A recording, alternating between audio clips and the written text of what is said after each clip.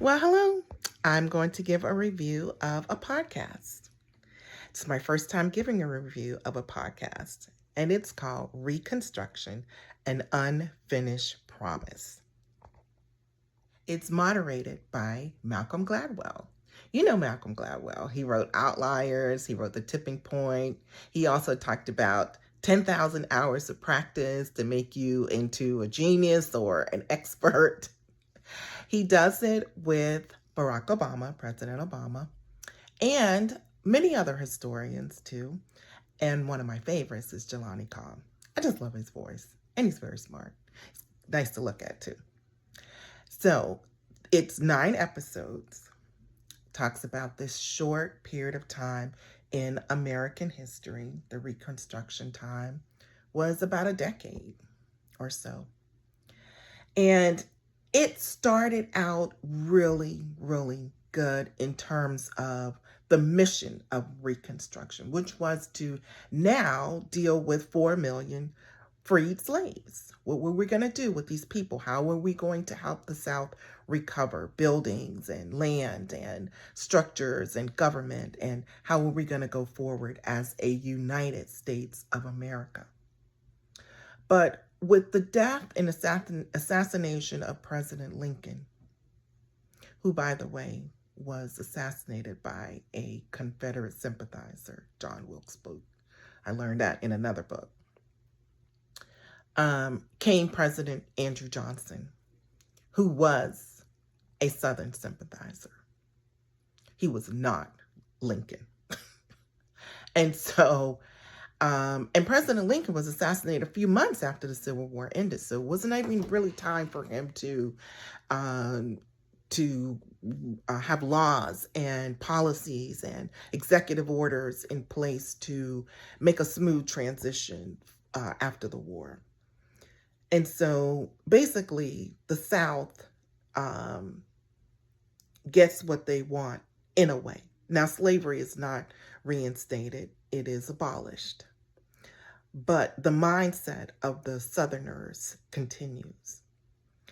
And so we see that all of it started to dismantle the reconstructive efforts, the positive reconstructive efforts starts to get dismantled by government, by states, by the society, North and South.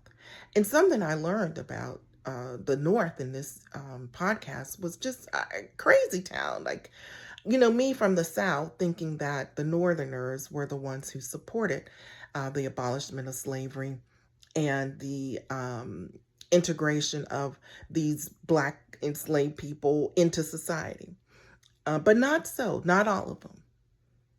Even the abolitionists had some reservations about what Black people could do in society.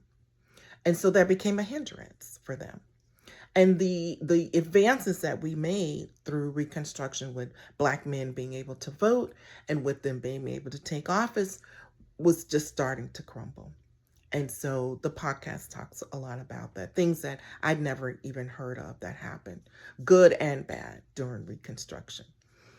So it answers a lot of questions. It creates a lot of questions, creates debates about it, about what really the Constitution awarded to us, the amendments that took place afterwards, and how that really affected our experience as Black people in this country, still to this day. So it's a great podcast series. It's 9 episodes. It's going to take you a minute to get through it, but it's well worth it. Some of the things you're going to hear, Isabel Wilkerson talked about in her book, Caste. So if you haven't read it, I would say to read that first and then listen to the podcast. You're going to get a lot more from it in that way. And as time goes on, lots of history is being uncovered. And I think we're going to learn more and more about this country, about that reconstructive time, about slavery time. I know I'm writing about it, fiction stories based on some real events.